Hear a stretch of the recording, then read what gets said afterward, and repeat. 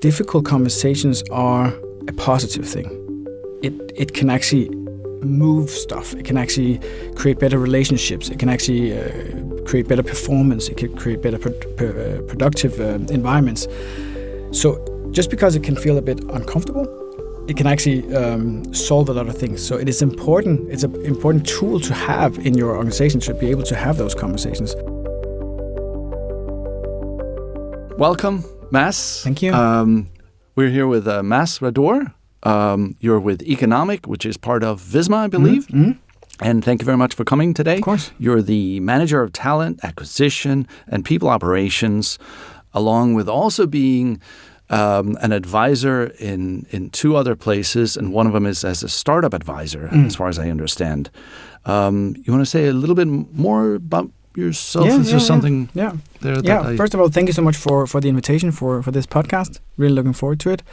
So I've been in the people and culture space for 13 years now, working in many different roles, both as a specialist, but the last 6 years in leadership roles, both like having the full responsibility of people and culture, or as now responsible for two teams in a big people and culture team. I have mainly been in the startup and scale-up space, but now moved into E-Conomic, which is a more, let's say, established organization, but still with a mindset of a startup, I would say. Still focusing on growth, so that's still a bigger part of how we work. But let's say in a more calm environment, in a more structured environment, and I really appreciate that. Yeah. So can you tell me a little bit about, we talked a little bit before we started recording here, about training, role-specific training, or I think you used the word theme training at E-Conomic. Can you talk a little bit more about how you guys approach training? Yeah, of course, yeah. So I don't know if that's the right word way to put it, the theme part, but that's how I would explain it. We don't roll out these big, let's say, generic training programs that are like more one size fits all. We look at our organization, we look at our employees, our managers, on the strategy, what we would like to achieve, and then we come up with, let's say, themed trainings or themed focus within training. So it could be, last year was very much focused on feedback, for example, both on employee level, but also on leadership level. It was also the big part of our leadership offsite. We have also focused on psychological safety. So that has been some themes that we have decided, very much coming from, let's say, the management, but also the data that we get from our employees in terms of our engagement surveys. Are there some themes there in terms of development and upskilling that we should focus on? So we try to be as adaptive as possible, not changing direction all the time, but at least listening to the needs of the business, and not just say like, hey, all leaders needs to go through this, all employees needs to go through this. We have some mandatory things coming from Visma, but they are more on a, let's say, governance-focused setup. That could be within legal or within risk and compliance, for example. But we try very much to cater to the business and focus on what we should achieve with our training. So this year, the focus is very much on it's called, we say leading change. So basically that's change management, right?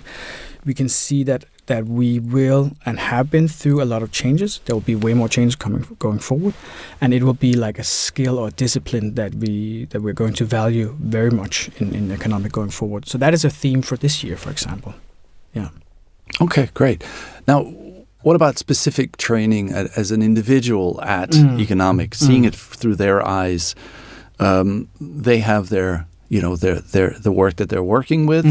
Maybe they've recently been onboarded, or maybe they have a little bit along in their journey.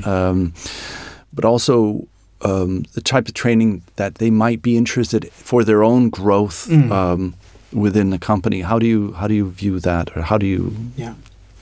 So we have quite, I would say, a good structure around development. And development can be a lot of things, right? It can be very focused on something you do on your day-to-day job. It can be something where we get external support, or it can be like a course or an education, or it can be maybe mentoring or something. So it can be very many things, but we kind of keep those options open, I would say. So it's very much a discussion between your leader and yourself. And then we set goals, basically. We set development goals. And as a part of that, you, together with your leader, also decide what makes sense. Would it make sense to actually get an education within this? Or would it make sense to get a mentor, let's say, coming from the outside and give you a different perspective of your role? Does it make sense to shadow someone from a different department or a colleague that does know something that you don't know? It can also be, okay, do you want to move into another role? Let's hook you up with someone who already sits in that role, or someone we know that can, upskill you within that. But we always try to make it quite structured in our development conversations. That actually happens like in the first part of the year, and then with check-ins throughout the year. So that's where we set the concrete goals around your development. And that's also where we decide, okay, is this like an external thing where you need to get some education or take a course or whatever, or is it something we can handle internally? And then the leaders of the different departments, they have a budget that they can also, let's say, decide upon how they want to use. So they can also focus on the entire team, for example, on the entire department. Let's say we have had departments focusing on difficult conversations. It has not been like what we talked about before, a theme coming from the organization. It has been a theme that they decided in that specific department that they wanted to work on. So for us, we also want to hand out the flexibility for our leaders to also make some decisions around what is important for their departments. So maybe that was a bit of a long talk. We focus very much on the individual, but that is very much a conversation with your leader. So that is very specific on where you want to go as an employee. How do you see your career development? But also, where does your leader see your, let's say, room for improvement, right? And then the leader of a certain department can also say, okay, this is so important that I think we should roll it out for everyone. And then they have the budget to do so as well. Yeah. That's interesting. So I'm curious about, you mentioned one department saying they were interested in training around difficult conversations.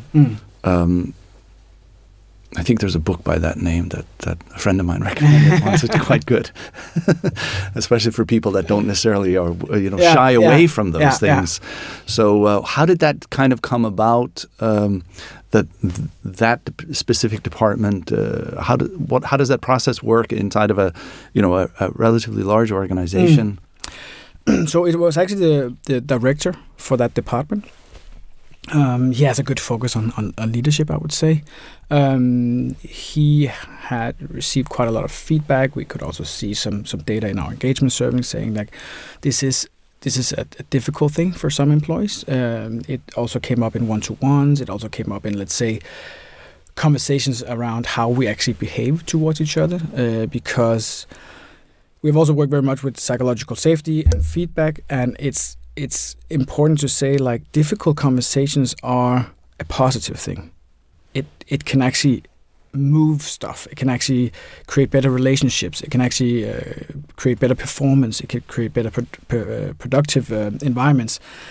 So just because it can feel a bit uncomfortable, it can actually solve a lot of things. So it is important. It's an important tool to have in your organization to be able to have those conversations. And he saw that. He saw that I have a team that could maybe move a bit better as a team, or could move a bit better in the organization with being able to actually have those difficult conversations. So he actually came to our team, the people and culture team, discussed it with the business partner. So we also have a team that is called the people business partnering team. They looked into the training setup. He came actually with a recommendation of how it could look like with an external consultant coming in. There was a lot of prep, there was some budget, and everything kind of got approved. But it was also very much because of him driving that initiative, because he could see that there was like a real need for it in his department. So we also very much support leaders that wants to make an impact or wants to change something for the better for their teams. So we always acknowledge and are always curious when leaders are coming to us saying like, I can see this in my department. Let's look into our engagement survey. There's also some data here showing that this is something we should focus on. Then people and culture come in and try to facilitate it and ask questions, maybe challenge it, and maybe say, okay, wait a bit, we have something coming soon. Maybe that could cover it. Or if not, okay, let's roll with this. Makes sense for your department to do something that is not, let's say, themed by the organization. Yeah. Okay. So actually, no, this is kind of interesting to me because, well, to be honest, I've in the companies that I've been in, there's always been these yearly surveys or half-yearly surveys, and it's multiple line items, so there's some sort of granularity there. But you were able to tease out of this data, or somebody was able to tease out of this data, kind of more specific needs or areas. Yeah. How do you actually make that connect from this is the quantitative data on employees? Because I guess maybe there was a line item that said, how do you feel about difficult conversations? How did you fit the one thing to the other, or make that there we go. How do you make that transition from the raw data feedback to? Yeah. So it's important to say we actually survey each month. So we actually get quite good, let's say, live data on the state of the nation with different themes, of course. I think every month is like 10 questions you need to answer, right? But we look into the data. So luckily, our leaders are actually very active in our engagement tool. So they look very much into the data. And they're very good at going to the people and culture team, especially the people business partnering team, with the data and asking for, let's say, advice or help or support. So we use the data, and then I think the transition happens more in, let's say, the conversation with the business partnering team. So our business partnering team, they partner up with our different departments. So let's say our product department, that's our tech department.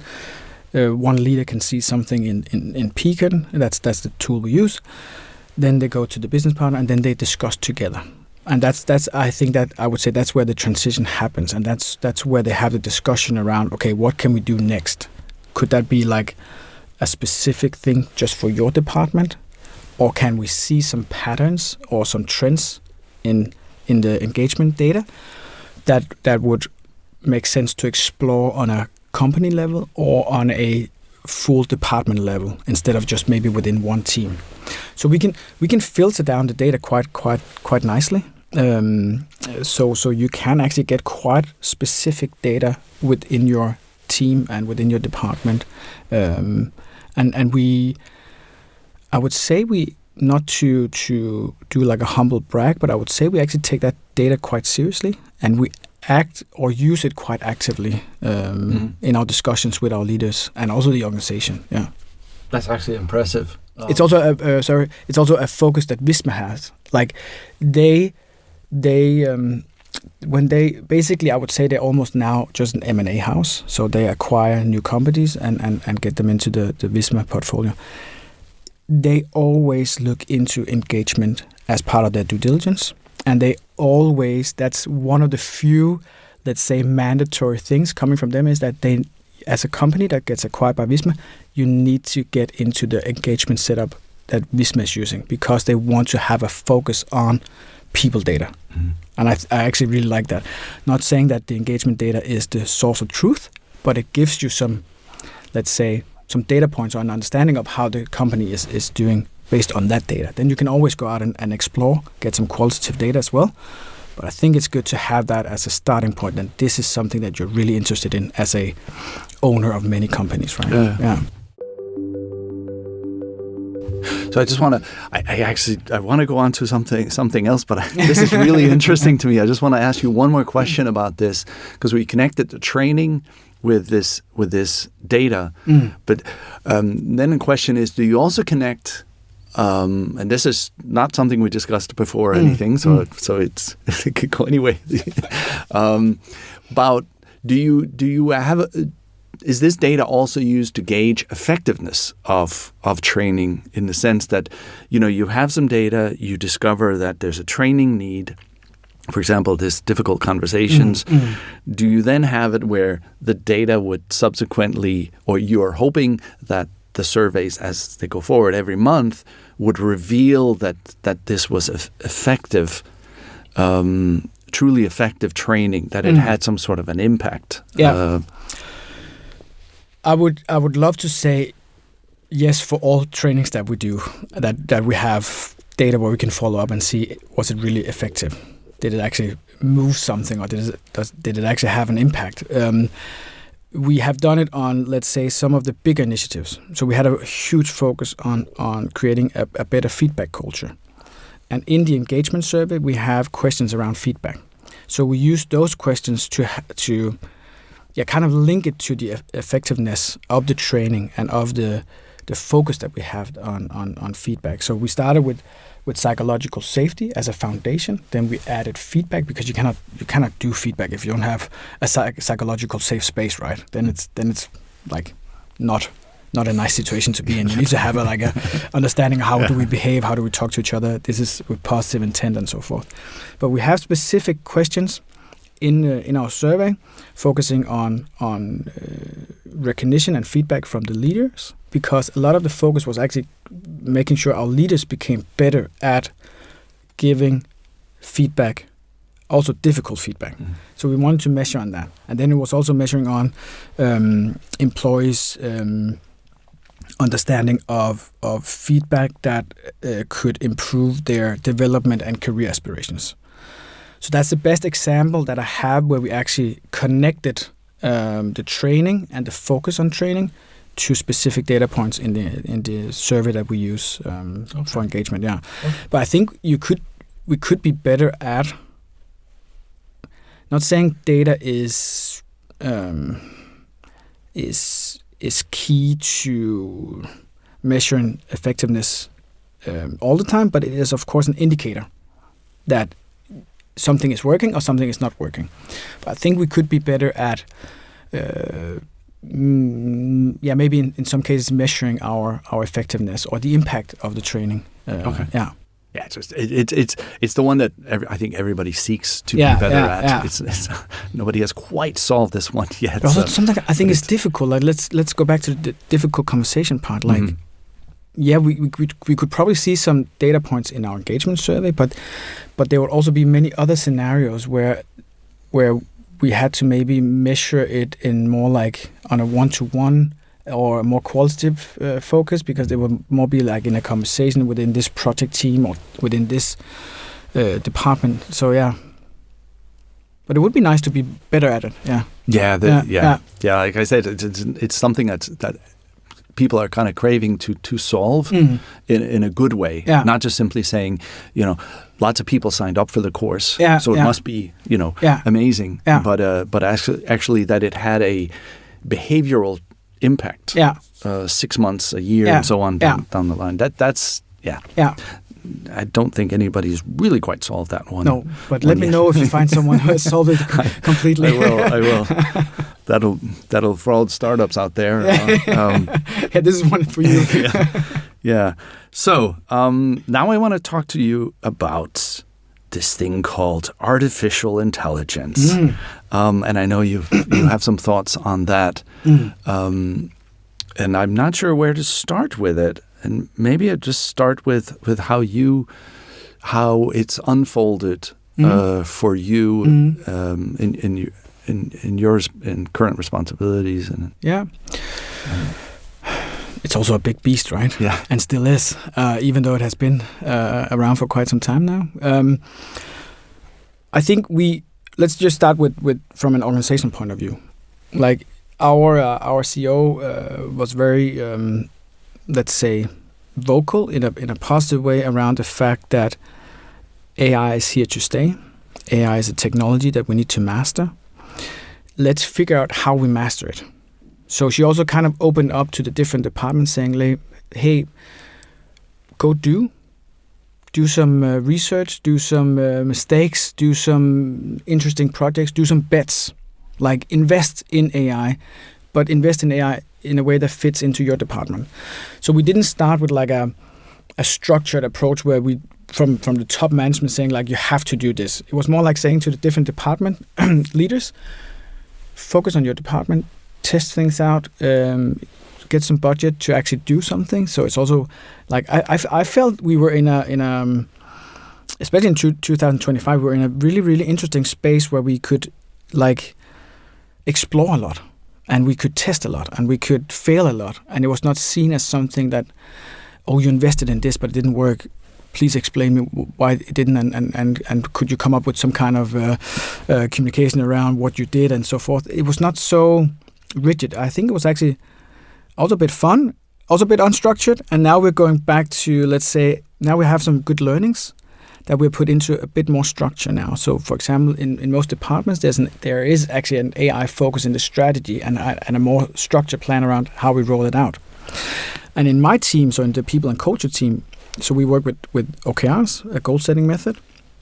We had one entire objective around AI. So it was called Amplify AI, basically. We had 2 brilliant people working on it as their main focus.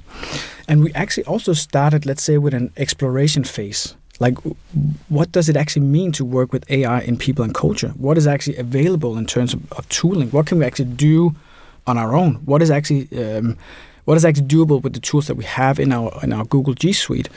Because I think with AI, it's also about, like, you hear a lot, you see a lot. There's, like, let's say 1,000 new AI startups coming every day, and they say, like, we are AI native and we can solve everything with AI. Sorry. I'm also an old man, so it's also difficult for me to sometimes understand everything. But I also feel like let's maybe take a small break. Let's understand the landscape of AI and how can we actually work with AI so it's not just Gen AI, so it's not just like ChatGPT, Gemini, and so forth. How do we actually implement it in the structures that we have on a daily basis? How do we actually get it into our processes where it works for us and not against us, and it's not a time-consuming thing? Because I think AI creates high value when it starts being implemented in your daily tasks. So it actually solves some tasks for you, so you maybe have more time to go out to the business and be more like a strategic partner to the hiring managers, for example, if we focus on TA.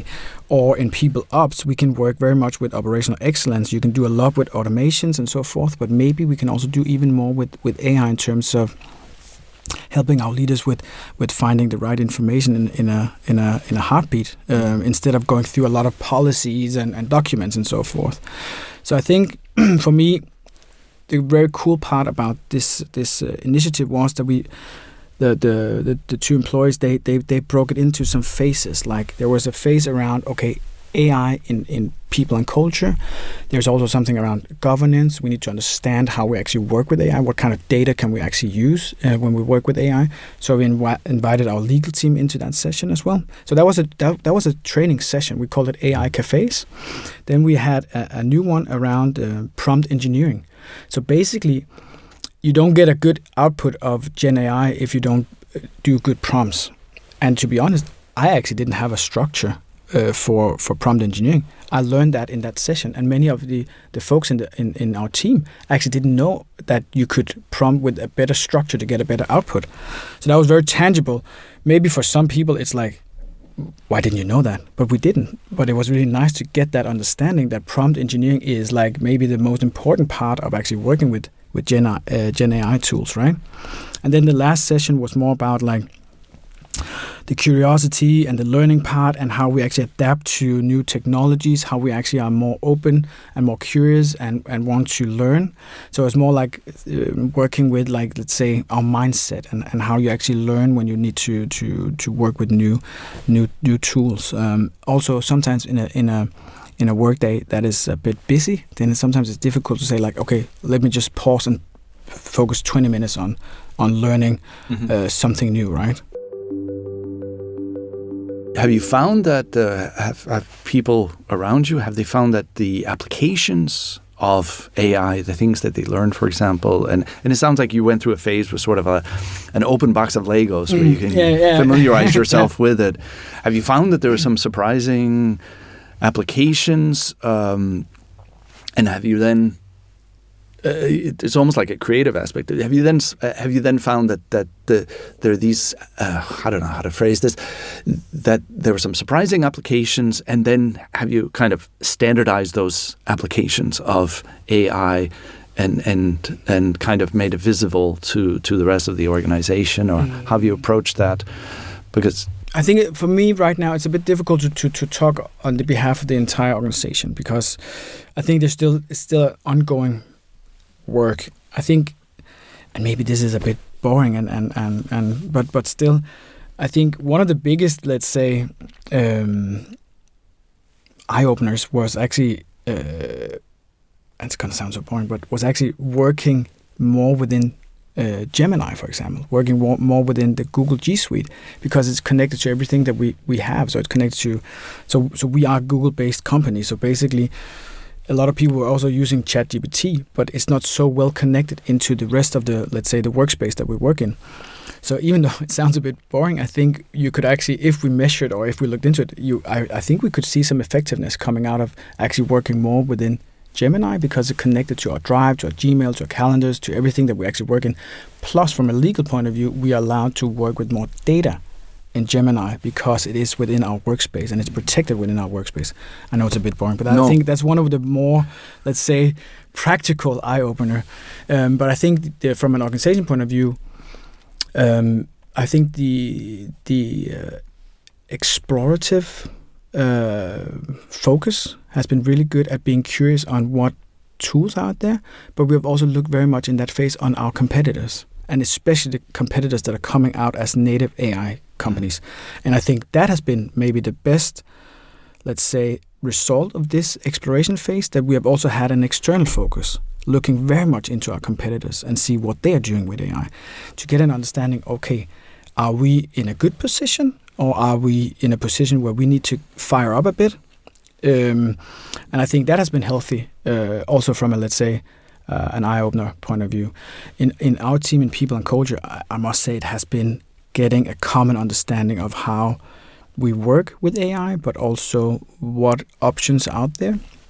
So we have actually also built our own chatbot. So the team that started this project, they're not developers, they're not AI native, but they came into a position where they actually had enough skills to create our own chatbot in Google NotebookLM, right? So I think we have seen some very good steps towards a more, let's say, technical focus in our people and culture team. We have also hired a people analytics partner that focuses on our data, because you cannot work with AI and people and culture without having good data. So that's also a part of us building a foundation to be a bit more future ready, right? Yeah. No, this wasn't boring at all, by the way. So this is quite interesting, and also being very open about this. Now your competitors know that you're using Google NotebookLM. Yeah. So. I think everyone with the Google G Suite uses that. Yeah. But I find personally with tools and developments that are going on, that every day I have one of these. You get a combination of annoyance and also, wait a second, when you see these things pop up, the 5 ways in which you're doing things wrong, with AI.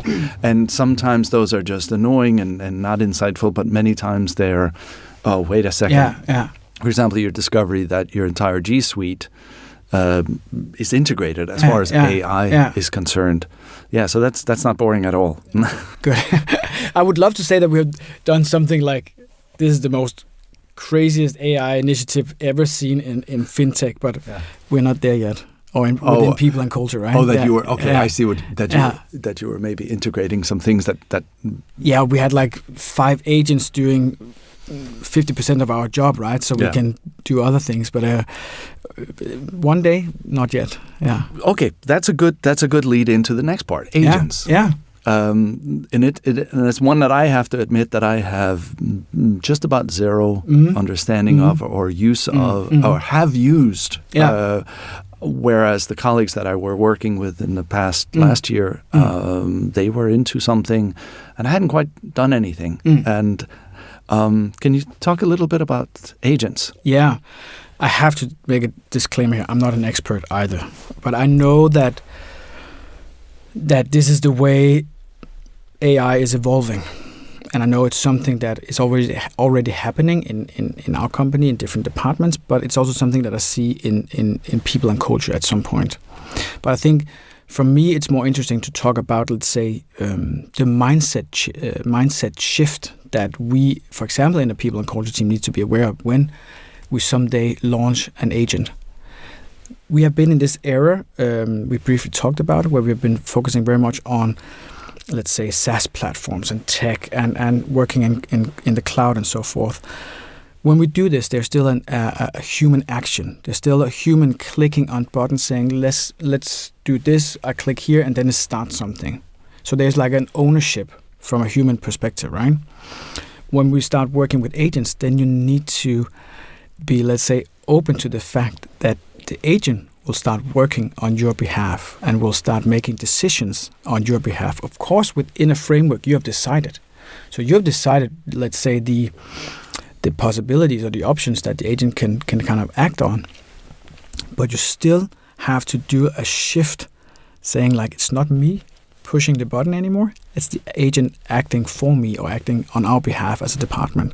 So it could be in people and culture. It could be, let's say, an agent that is guiding leaders within specific topics based on the data and the policies that we have and the processes that we have.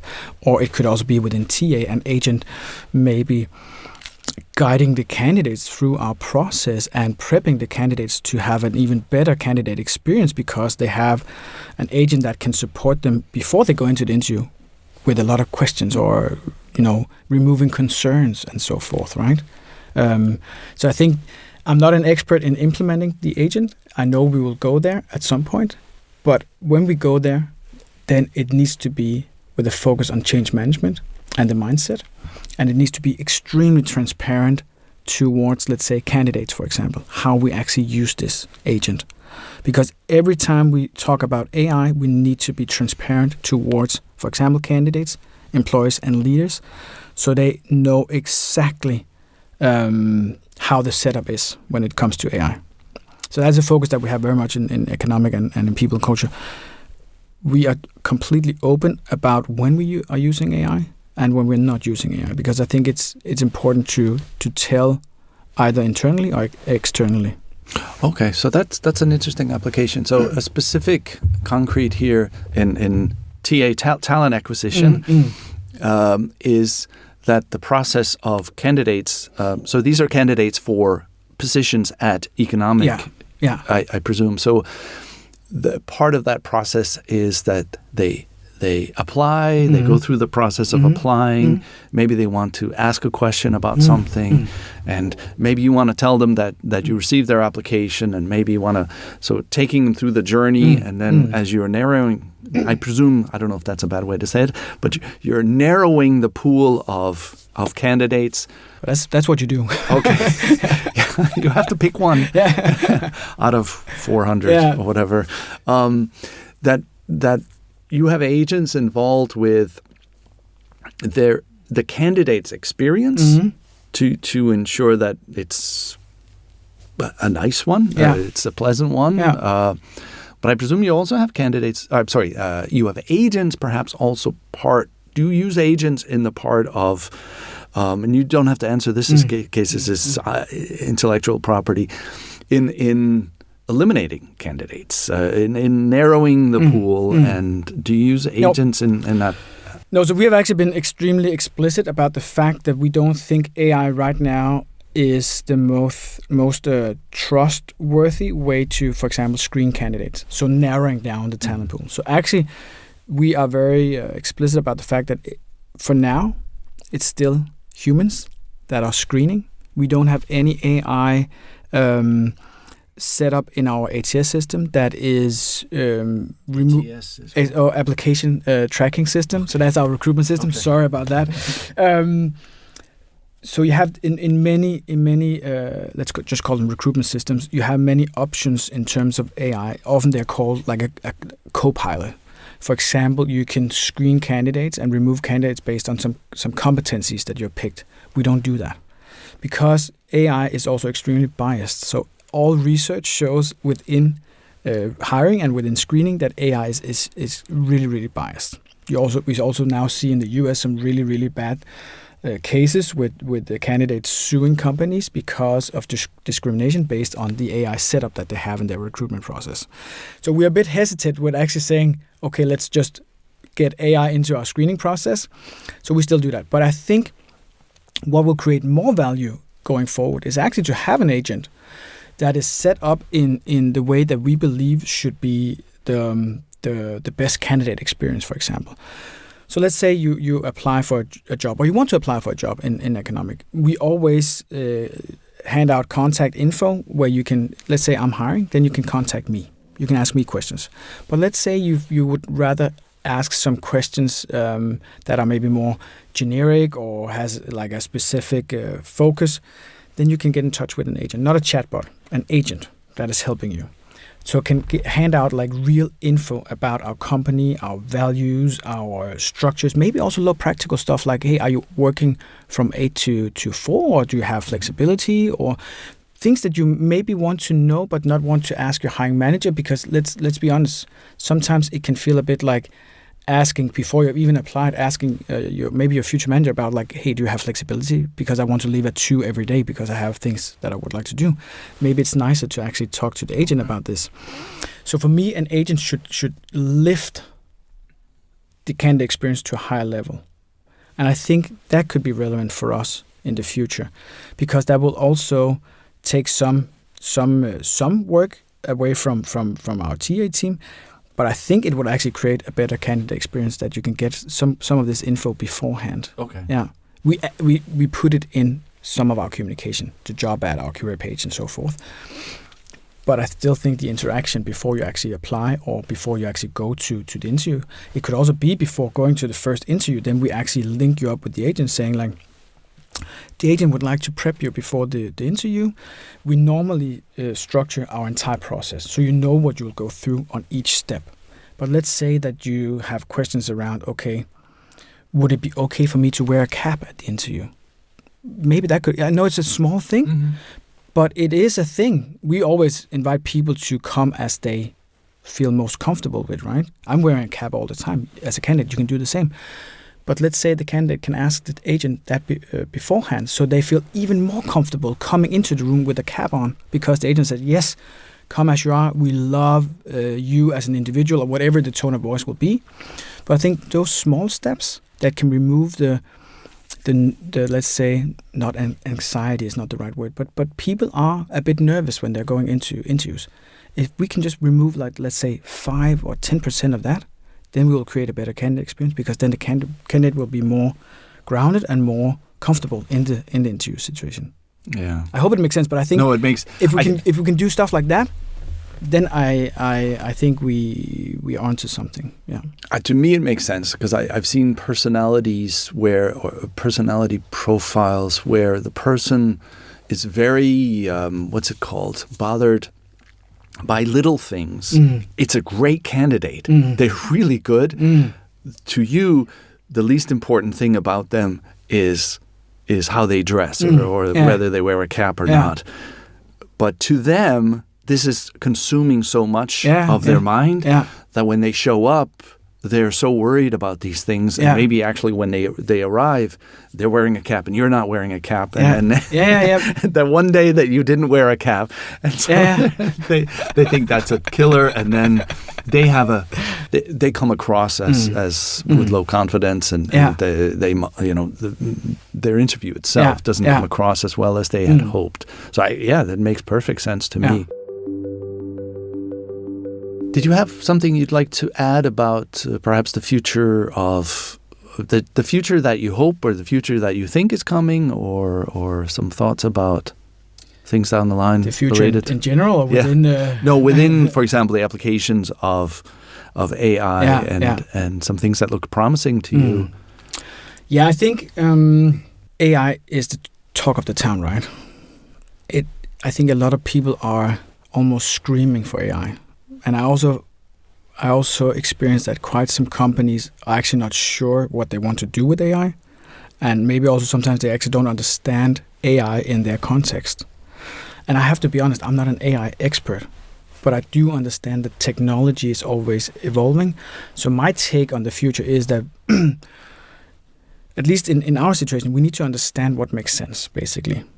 So even though we are also a bit in a hurry, I still want to make sure that we don't implement AI just for the sake of AI, and just being able to say like, hey, we use AI here, but it doesn't really do anything that is impactful in terms of, let's say, candidates or our leaders or the organization. I really want to focus on making a good decision around AI, because the way I see it right now is quite some companies, and you also see it on LinkedIn, people are saying a lot of things about AI, and often it's just a shiny box. And when you open it, there's nothing in it. So I've seen so many demos within TA, for example, talent acquisition and recruitment, where they powered by AI, AI native, sourcing by AI, and so forth. And when you really dig into it, it's basically just a small add-on to a regular search on LinkedIn, for example, or it's not really 100% AI-driven in terms of minimizing biases and so forth. There's a lot of steps behind it that is not AI-driven, right? So I think my take on the future with AI is that, yes, we are probably in a bit of a hurry, but we also need to do it in a good way. So we analyze, we understand, we take good decisions. We also make mistakes, but we implement something that is actually impactful and something that actually creates value, especially for our users. That could be candidates, employees, leaders, the organization, and at the end, of course, make Visma happy because they want us as a growth case, right? So I know I'm a bit, I don't want to use the word boring again, but a bit, let's say, I'm okay with like taking 2 steps back in order to maybe take, let's say, 5 good steps forward, right?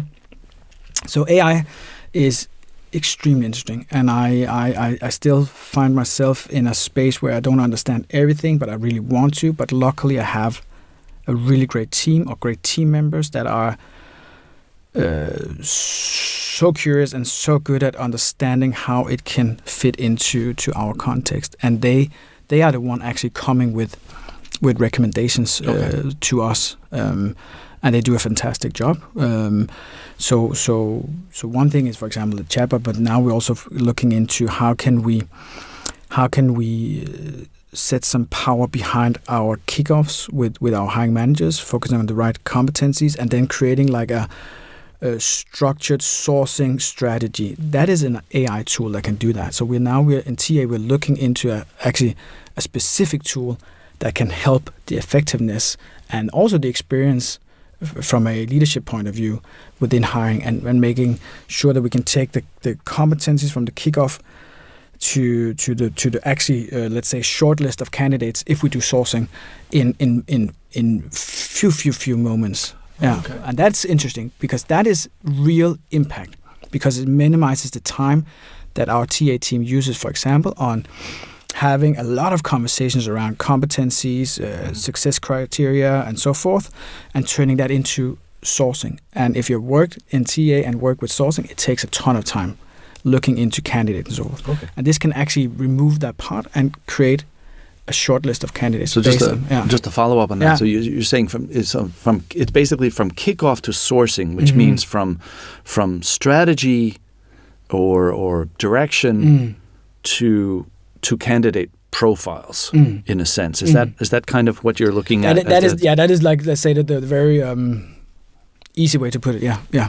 And that could be a game changer in TA, where we have roles that we're sourcing for, where we're actively out there doing outreach. Then this tool would actually be for us a game changer. Yeah. Okay. Yeah. Sounds exciting. Sounds like an exciting place to be. Yeah. And when you say when you're out there doing what is it you said? You said the word when you're out there connecting. I mean, as part of the sourcing process, how do people come across E-Conomic and Visma and careers and so on there? How do they? Is that something you're doing? You said outreach, for example. Is that part of the outreach? Is where the sourcing happens? Career-wise? So we have 2 ways into economics. So we post all of our roles, and for some roles we get a lot of organic applications. So we get a lot of good, qualified candidates. So that is really nice because that makes our lives easier. Then we do the screening part, the narrowing part, and so forth. But we also have quite some roles where we actively have to look into the market and find them ourselves. And right now, that is the traditional way. We haven't implemented this tool yet. So that is very much going to LinkedIn or other platforms, looking at candidates, where have they been working, what kind of competencies do they have, what kind of titles do they have. And sometimes it's like finding a needle in a haystack. And sometimes it's also like, I can't actually analyze this candidate because there's not enough info on LinkedIn, for example. So sometimes you also take some chances, right? But then the outreach happens, and that's where we actually also been using AI quite a lot. We've used AI in all of our communication. So we have actually analyzed all of our communication with AI.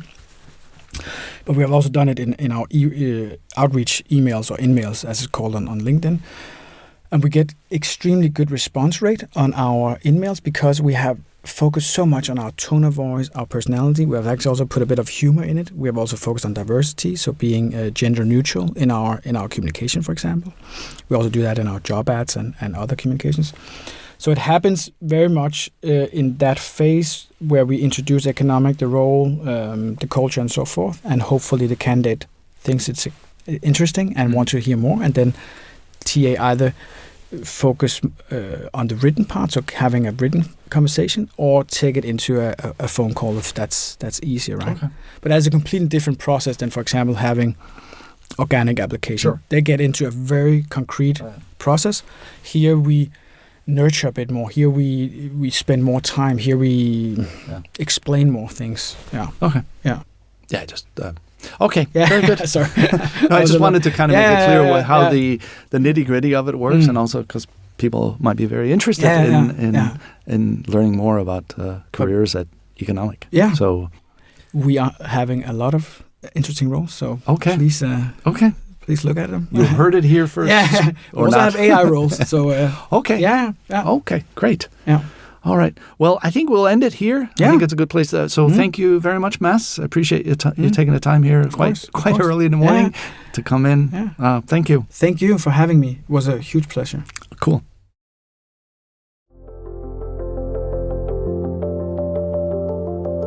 Thank you for listening to The Future of Learning. I'm your host, Don McFarlane. A big thank you to Lasse Hansen from InstantSpeak.dk for recording and mixing the audio and for providing the studio here in Valby. Thanks to Carsten Seidel for video production and editing, and Nicolai Elbæk for our graphical identity. Martin Schultz is our executive producer. The podcast is brought to you by Transmission, a professional education company with a focus on AI and emerging technologies. Transmission works with HR and learning and development leaders to drive AI literacy and build practical AI capabilities across organizations. To learn more, please visit transmission.dk/podcast. If you enjoyed this episode, please consider leaving a rating wherever you listen to your podcasts, and feel free to share it with your network. Thanks again for listening. We look forward to welcoming you back another time.